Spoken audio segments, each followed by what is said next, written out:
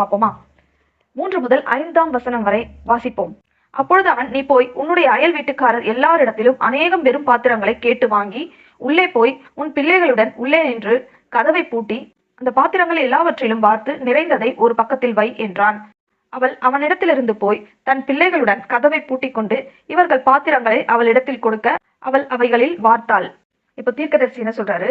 நீ முதல்ல போய் உன் வீட்டு பக்கத்துல அக்கம் பக்கத்துல இருக்கவங்க கிட்ட எல்லாம் அநேகம் வெறும் பாத்திரங்களை வாங்கு. கேட்டு வாங்கி உன் வீட்டுக்குள்ள போய் கதவை சாத்தி உன்கிட்ட இருக்குல்ல ஒரு குடம் எண்ணெய், அந்த ஒரு குடம் எண்ணெய அந்த அநேகம் வெறும் பாத்திரங்களில ஊத்தி நிரம்பினதை எடுத்து தனியாவே அப்படின்னு சொல்றாரு. இப்போ இவளுடைய விசுவாசத்தை நல்லா கவனிக்கணும். நம்ம தீர்க்கதரிசி சொல்றத அப்படியே கேட்டுட்டு அவளும் செய்யறா பாருங்க. நான் ஏன் இப்படி செய்யணும், நான் எதுக்கு இப்படி செய்யணும் அப்படின்னு சொல்லி அவ திரும்ப அந்த மனுஷனை கேள்வி கேட்கல. தீர்க்கதரிசி சொன்ன அந்த காரியங்கள் எல்லாம் எப்படி நடக்கும் என்று சந்தேகப்படவில்லை. அவள் இருதயத்துல பல சந்தேக